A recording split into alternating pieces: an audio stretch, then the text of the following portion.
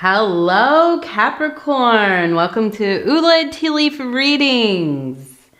My name is Lenor, and I'm going to be reading your tea leaves. All right, so Capricorn, tonight we have the Wheel of Fortune. Now, every reading, I pull a card out of the deck just to see kind of what the energy might be for the reading, or kind of like what is floating around in the air, right? So we have the Wheel of Fortune. This is all about making choices and sticking to them, right? I mean, that's what I think of when I see it.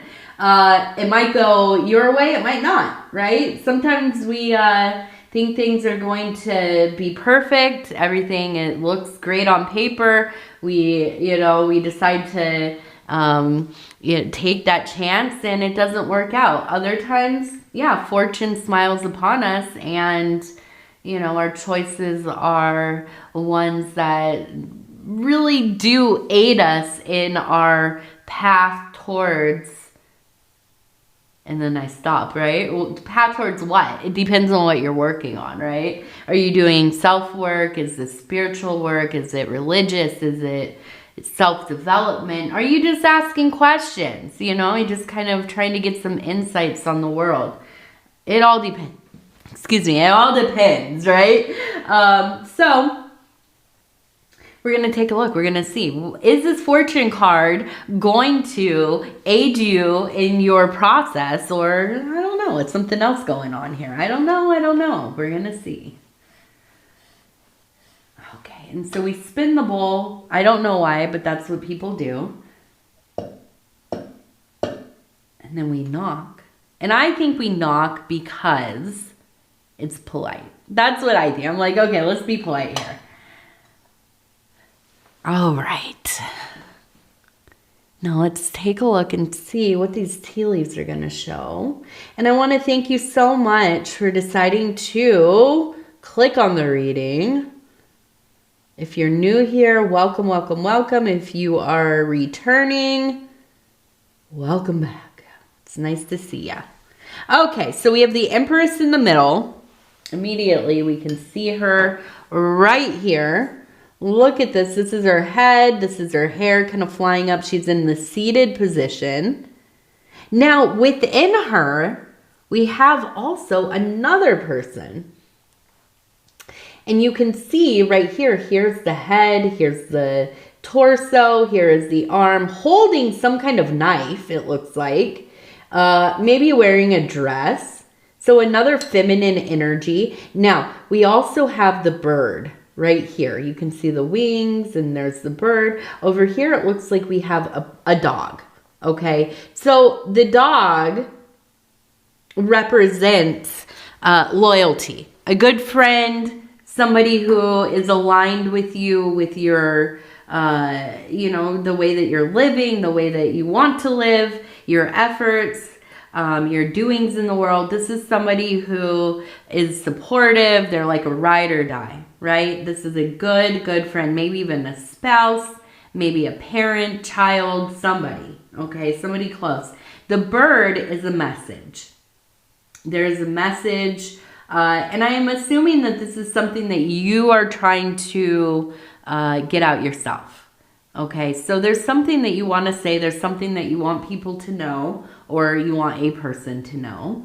Now, with the Empress, we have the energy of the mother archetype, definitely. The king, queen, empress, emperor. These are archetypes of mother, father type figures, okay? The Empress is also very much related to Kori or Kor or Persephone. This is the goddess of spring. When she walks, the flowers grow beneath her feet. The animals are, drawn to her. Very like Snow White kind of vibes. And so the bringer of life, right? This is a place of sustenance, of love, of nurturing. And in the middle, we have the feminine archetype with the knife, which is very much kind of still a mother archetype, but the dark mother. Okay, this is more along the lines of Kali. Now, if you are uninitiated into the lore of Kali, and I'm pointing over here to this, you can't really see her that well, although I will lift her up carefully and we can look at her. Now, this is the goddess Kali, okay? You can see she's very kind of scary looking, right? She's standing on her consort, her husband. This is Shiva right down here. Now she's on top of him. I won't go super into what this means. It's not as nefarious as it looks. It's actually kind of, well, it's a symbol of deep love and devotion, okay? She looks like she's, wildly destructive. That's what you might look at her and see. But the story of Kali is actually that, oops, we have the Bana. This is my Bana Madonna here. So the story of Kali is that she, and this is very simplified, she is fighting demons. Right? She's trying to save her people, save her children from this demon. And every time you strike the demon and, it cuts it, the blood drips out, every drop of blood turns into another demon. Okay, so she says, what am I going to do? Every time I try to battle this thing, it just turns into a bunch of them. Now we have so many of these things, these demons everywhere, causing havoc and strife and, pestilence and all the bad things. And so what does she do? She decides, I am going to eat them.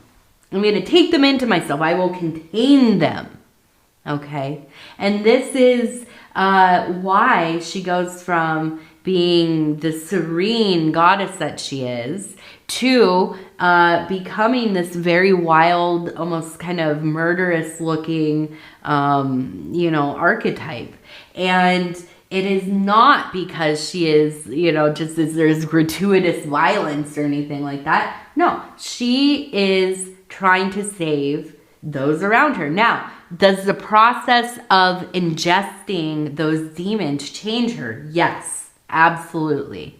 Her demeanor is different. Her temper is different, right? Her goals change, all of that. Okay. So I'm looking at this and I'm seeing we have the dark mother at the core, but we also have the more youthful empress Persephone, this young, kind of a, like a spring maiden, right? Like if you could think of like the May Day pole or something, like long hair with flowers and a beautiful flowing dress and, just fair and beautiful and these two things in contrast, right? But this is what it is to be a human being.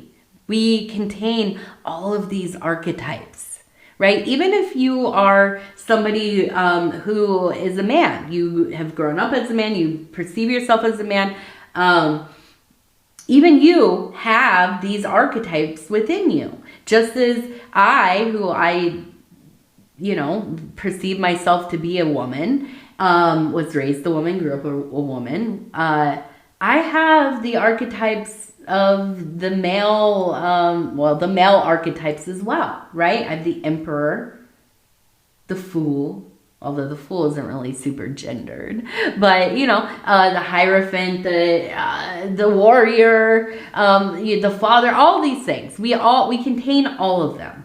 Okay. It's about activating. It's about integrating.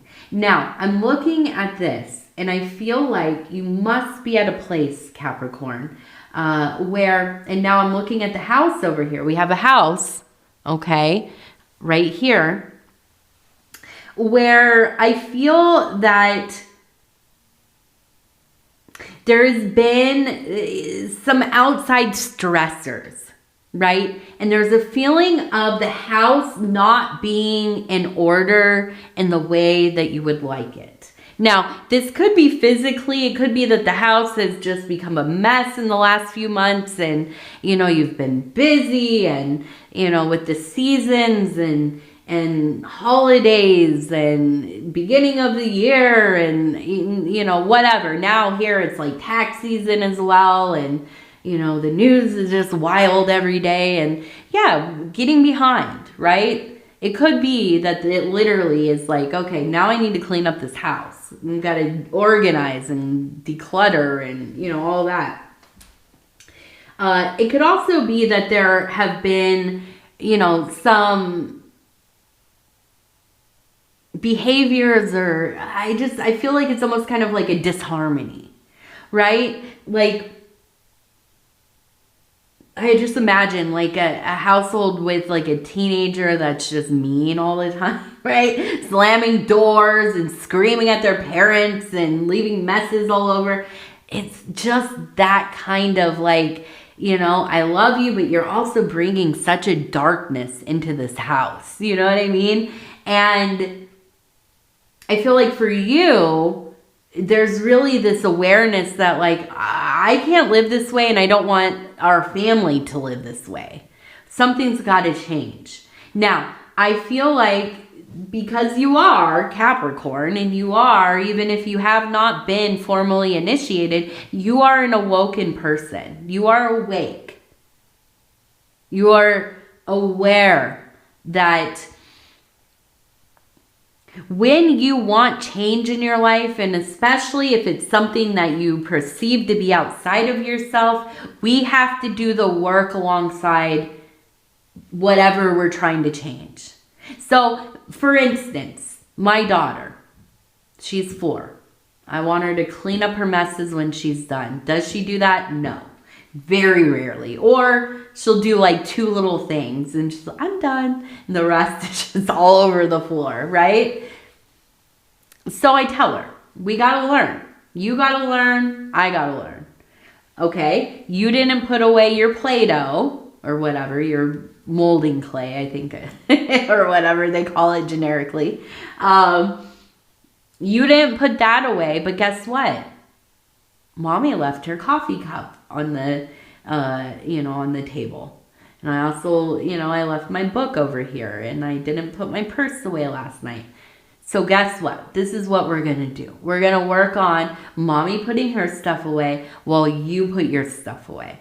Now, does this always work? No. But I feel like when, we're both working on things parallel to each other, there's more of a motivation, right? At least it doesn't feel like, okay, I'm singling her out. Because I also have stuff to work on. I also have stuff I need to figure out. I need to learn how to do. And so I feel like for you, it's about balancing the self, these different aspects of self, right? The young maiden, the dark mother. And maybe that is, you've been going through some mood changes. Maybe you have had moments of just, rage, anger, resentment. And then on the other side of it, it's love and growth and wanting everything to be harmonious and so on. And so I feel like you're coming to this place where it's kind of like, I have to figure out how am I going to get my message through to these people, especially within the household, in a way that they can understand. And I feel like a lot of that is doing it through, teaching through the show, right? Showing them, I'm going to do it. I'm going to work on my stuff. And I hope that you decide to work on your stuff. And this is what, of course you have to tell them. This is what needs to be worked on, right? But the example and it really is like a camaraderie as well. My husband and I, shout out to my husband over at Dove and Serpent Tarot. His name is Paul. He's amazing. Excuse me. He's amazing. Go check him out. We both have been working on intentional movement, getting our health like to where it needs to be. For me, it's been a lot about like blood pressure stuff, and you know, I've been working out since summer, about last summer, and I've lost 1/3 of my body weight in the last. I mean, it's been a little more than 6 months ago. So I don't think I could have done it without having my partner also really working towards his goals, right? And like, we're not always on the same page about things, or we're not competing against each other, but it's nice to know that somebody else, especially somebody you love, is also doing the work, right? And then we can talk about it. We can congratulate each other, you know, all of this stuff. So I feel like that's kind of like similar in a way to where you're trying to get here, okay? Now, we have a bicycle.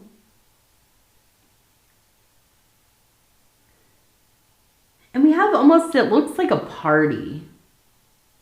A group of people right here, kind of playing games. We also have this X. I mean, the X I keep seeing, I'm like, oh my gosh. It's just like X marks the spot, right? And it feels like I just keep imagining being outside, riding bikes, having a little party, maybe going to the park with a bunch of friends. Oops, I hit hopefully that wasn't too loud. Sorry about that. I've noticed in like the last couple years that I've been doing readings, I started talking with my hands a lot. And I even do it in real life. And it's always like hitting stuff. And the funny thing to me too is like when I'm doing it, when I'm talking, and people follow your hand with their eyes. Like I'm sure I look just absolutely nuts to people sometimes. So anyways, yes, it looks like a party coming up, some kind of gathering, friends, family. It looks like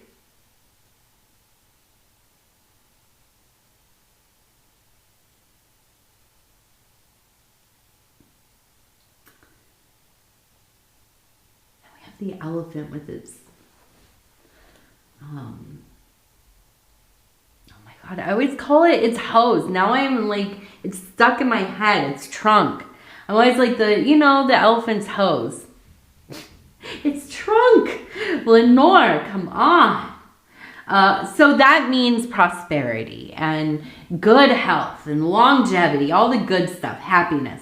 So I feel like, the stuff going on in your life, trying to get the house together, the family, all balanced out, get yourself kind of more regulated, I would think is maybe like the right word for whatever is going on, these emotions that are kind of up and down, moods that are up and down.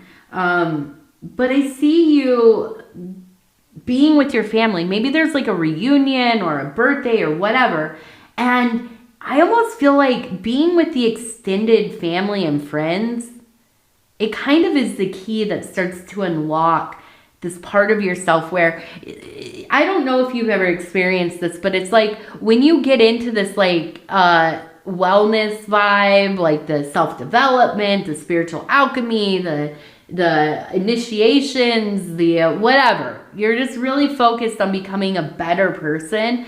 We can get real serious real fast.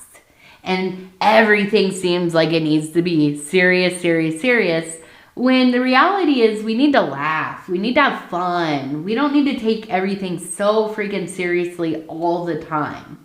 Right? So I feel like being with the people that you love, that you know so well, they know you so well, just laughing and hearing stories and playing games and all that, I feel like it really unlocks something in you, right? And it helps you with the ability to enjoy this path that you're on. And it becomes less of a chore. And this is something I'm really trying to work on every single day.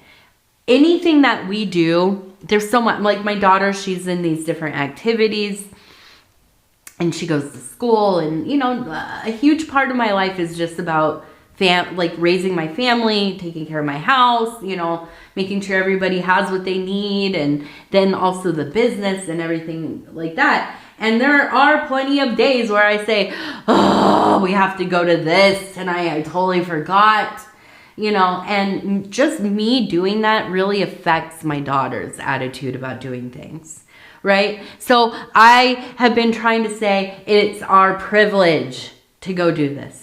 Aren't we lucky that we get to go do this tonight? Aren't we lucky that after this endlessly long day of work and school and cooking and cleaning and everything else, that we have to put our shoes on and get in the car and go, you know, drive to this thing that we're going to do for the next couple hours?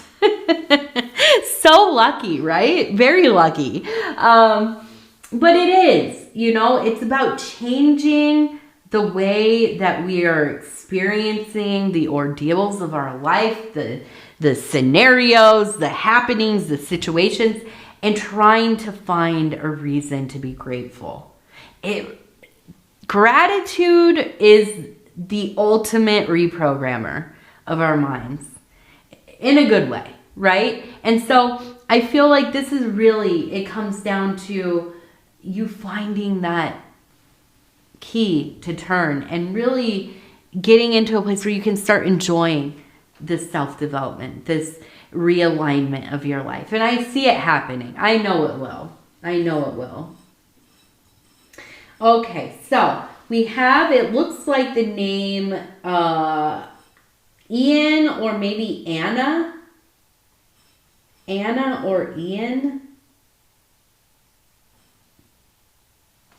I know, sometimes I don't show this plate and people are like, why can't we see it? Well, I'm sorry. Sometimes I forget to lift it up.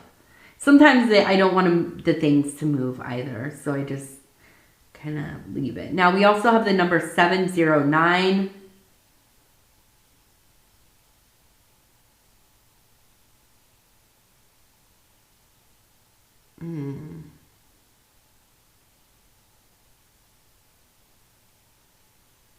And it seems like we have somebody in your life who is really caught up in maybe current events. Could be conspiracy stuff. I see we have like a tank, the top of a tank up here. We also have a deer kind of resting up here. We have a path. And it bypasses the tank over here. It goes up to the deer. So I have a feeling that you have somebody in your life that's very political or very like into the news, into conspiracy stuff, whatever. They seem almost very aggressive about their opinions or their fears or their beliefs or whatever. I feel like you are maybe a person that could get pulled into getting really like worried about the outside world and things going on, just like we all can.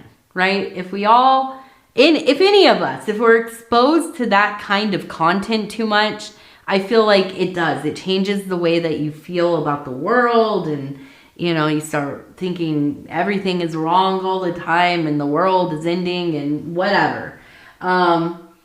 Instead of that, I feel like for you, there is the opportunity to decide to do the interior work and to work on finding this more. The deer represents a spiritual event in your life. So I feel like it's like you really devoting yourself to that spiritual work versus deciding to be part of that, like, you know, like the fear culture, the doom culture. And I feel like you have somebody in your life who just, this is all they talk about. They're always worried about something. Always, oh, did you see this? Or, oh my gosh, can you believe, it's all happening. It's all ending, you know. And listen, it might be true. I don't know. But we have to decide, how are we going to live our lives? If our life is going to be, you know, another 12 hours or another, you know, 60 years. We have to decide, how are we going to live? Are we going to live in fear? Are we going to live catastrophizing all the time? Are we going to just you know, get into that place, or are we going to do something? You know, are we going to work on ourselves? Are we going to honestly, stand in defiance.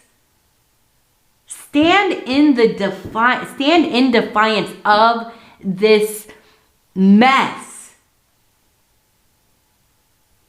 that we've made of society, even globally, right? And we stand in defiance by having a good life, by finding things in our life to enjoy, to love, to be passionate about. That's the revolution. I don't know if I'm allowed to say that word on here. I don't care. That's the revolution, in my opinion. Finding a way to love. Finding a way to bloom. That whole the flower that grows out of the crack of the sidewalk. I want to be that flower. I hope that you do too. So, anyways, let's do our 3 lucky numbers. I gotta hurry up. I gotta go pick up my daughter. 96. Number 96. Number 28. 28. 96, 28, and 96 again. Let's do another. 96 must be a real important number for you this week. 23. Beautiful. Now we will finish with our self-care affirmation card. I'm just going to flip and stop where it feels right. And it says, sacred knife.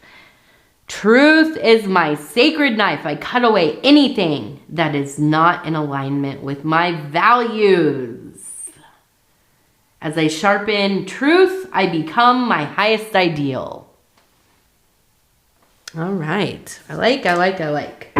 Now, I want to tell you I love you. Thank you for being here with me. If you want to like, subscribe, or leave a comment, I would love to hear from you. What else? That's it. I hope that you all are doing well. I'm getting ready to get my garden going. That's all I've been thinking about. I stand in the kitchen looking out the window where the garden's going. It's getting put in next week. Oh, my heart sings. And I can't wait to post tons of pictures. You all are going to be so annoyed.